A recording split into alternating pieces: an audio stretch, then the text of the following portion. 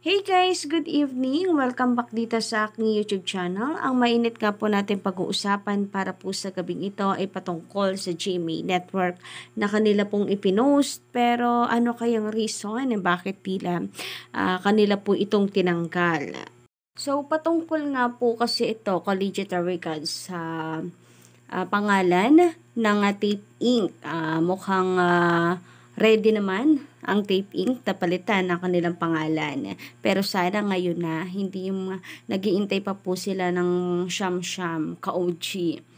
But before that, sa mga hindi pa po nakaka-subscribe sa aking channel, don't forget to click the subscribe button and notification bell para maging updated po kayo sa susunod nating balita. At eto nga po yun ka-OG, di po ba't mainit na pinag-uusapan itong sinabi ni Attorney Maggie na tinanong kasi siya ng press kung anong gagawin po sa Itbulaga nila sa GMA 7. Kung sakasakali na hindi talaga sila manalo, anong title ang kanilang ipapalit? So, ang creative na daw po ang bahala doon. So, ibig sabihin ay willing pa rin sila kahit papaano ka-OG. Akala ko makikipagmatigasan na hindi. Kami ang totoong Itbulaga. Pero syempre, attorney yon. Mababash po siya kung sakaling yun sasabihin niya. Well, anyway, gagawa't gagawa naman talaga sila ng pangalan kung sakaling matalo po sila. Wala naman na kasi silang magagawa kung umabot po ito ng Supreme Court at hindi pa rin po sila panigan. And yun yung the best day talaga natin ka-OG. Malamang yan meron po ulit National Dabarkads Day o di kaya ay Itbulaga Reborn. Charis! May pa Itbulaga Special Day ka-OG. Kapag ka nagkataon, Itbulaga holiday. Ganon. Pero ito nga collegiate records, bakit kaya binura po ito ng GMA Network? Kung ibabalita lang naman nila kung ano ang pangalan kung sakasakali ng Tape Inc. na kanila pong gagamitin sa kanila pong noontime show. Eto nga po kasi yon guys. So, kakasearch ko lang din naman po niyan ngayong araw o ngayong gabing ito and one day ago. So, kagabi pa po pala nila ito pinost, no? Tape Inc. may nakahanda ng bagong pangalan na papalit sa Itbulaga. So, yan po yung naka-headline nila rito. And makikita natin dito sa kanilang pasilip, ano ang magiging pangalan ng noontime show ng Tape Inc. sakaling hindi manalo ang kanilang apela sa Itbulaga trademark. So, bakit gano'n naman yung tanong? Siyempre naman GMA, nasa inyo po ang Tape Inc. Nasa poder po ninyo ang Tape Inc. So, dapat pabor kayo parati dito. Dapat ay sure win din kayo. Ka-OG na may papanalo yan. Maipapanalo yan ng Tape Inc. Yan laban na yan. Kasi syempre, nasa side nyo yan, di ba?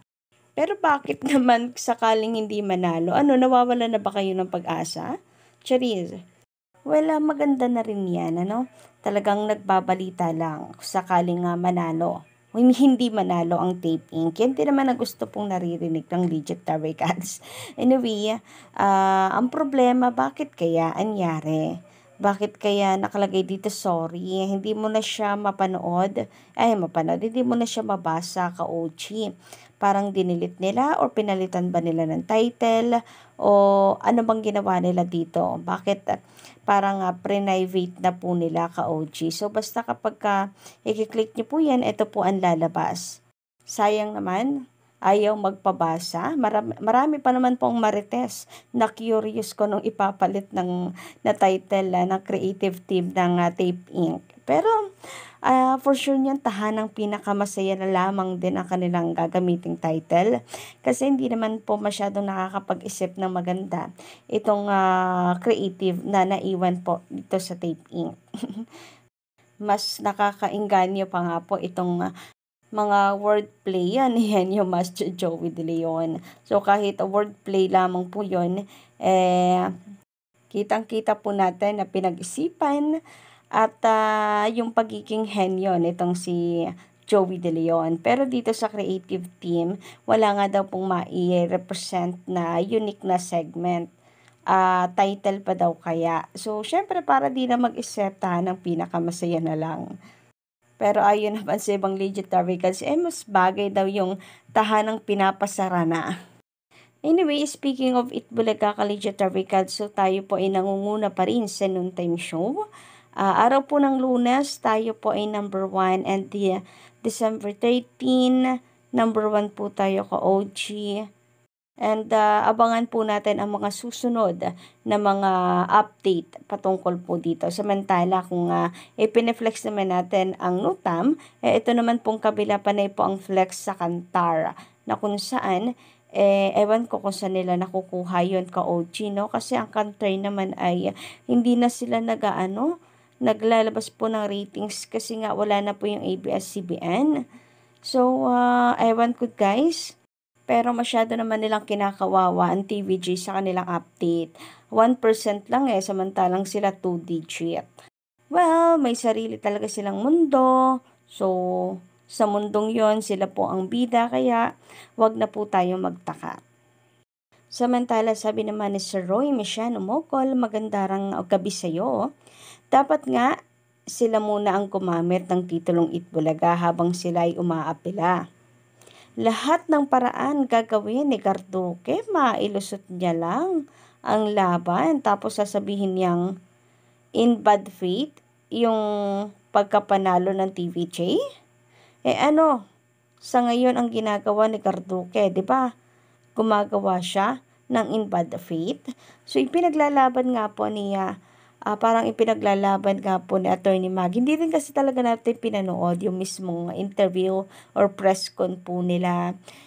Pero parang minadaanan ako na kung saan sinabi niya dito na pinagpipilitan niya na hindi daw po lumabas sa resulta ng pagkakansela na ginamit ng Tape Inc. in bad faith ang pagpaparegistered ng titulong Itbulaga. So, meaning ay hindi ito pasok sa sinasabi, hindi ito pasok para mag-apela or maghabol ang TVJ dahil 5 years lang daw po pwedeng maghabol sa ganitong klaseng kaso ng trademark.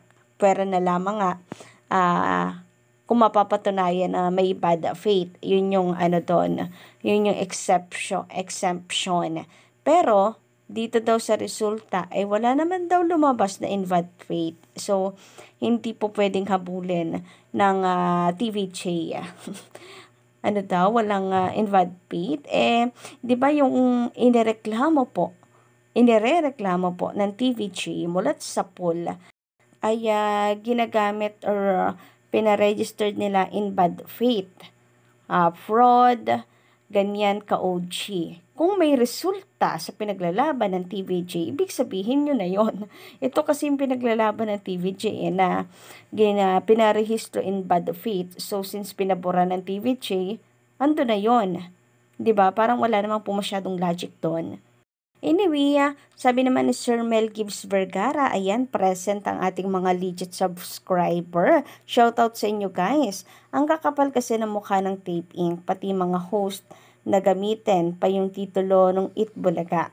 Kahit kinansila na ng IPO ang trademark na Itbulaga ng Tape Inc. Patuloy pa nilang ginagamit na babaliw na talaga sila. So, ayun na nga dapat daw kasi talaga TVJ yung rumespeto na sila po'y nakaapila pa, and habang sila'y nakaapila wag gamitin ang titulong Itbulaga. And ngayon naman nakikita natin E80 pa din naman ang logo ng TVJ. So hindi pa rin talaga ginagamit ng TVJ actually bilang show ang Itbulaga. Although nakikita natin as title nila sa kanila pong live streaming. Pero yung mismong show nila, E80 pa din. And since January pa talaga nila tuluyang gagamitin, kung sakasakali na sila'y paboran para sa kanilang inihayin na writ of preliminary injunction, so wala naman sigurong masama na gamitin na nila ito. And ang alam ko at pagkakatanda ko sa sinabi ni Bossing Vic Soto is that kapag tuluyan ng iginalang ng Tape Inc. ang batas, saka nila gagamitin ang titulong Itbulaga pag natuto ng rumespeto yung kabila. So meaning, baka nga iniintay lang talaga nila itong writ of preliminary injunction. Wala na kasi magagawa doon ng Tape Inc. kapag talagang meron na po silang temporary restriction sa paggamit po nito. Samantala, sabi naman ni Edwin Sanoni, magandarang gabi, terminated na yan kasi hindi naman sila tunay na Itbulaga. Way pag ginagamit nilang ang trademark na yan. Wala naman silang karapatan gamit ng hindi sa kanila. Respect is the key. So, ipagpalagay natin guys, no? Ipagpalagay po natin na still valid kagaya ng ipinaglalaban ng Tape Inc. Still valid sa kanila po ang trademark na Itbulaga at po pwede pa nilang gamitin hanggat wala pang final decision mula sa Supreme Court. Kasi balak nga ata nila itong dalhin dyan, ka-OG, hanggat may nakikita silang pag-asa dito ay apila lang ng apila. So, ipagpalagay nga po natin na patuloy po ang kanilang paggamit sa titulong Itbulaga. For merchandise naman yun, di ba? Yung patuloy naman nila ipinapakita at pinagmamalaking trademark for merchandise yun, di ba? Hindi naman for entertainment. Kailan kaya makikialam po ang may sakop nito na dapat questionin bakit sila nag-umeere for merchandise ang kanila pong registration. Kung sakaling may pumasok po ka-OG para questionin ito, nako talagang magiging malakas ang laban ng TVJ. Pero sabi nila MTRCB. So malaman natin, ka-OG, no, sana nga ay ma-question po ito. So yun lang guys muna ang ating update para sa gabing ito. Don't forget to click the subscribe button and notification bell for more updates.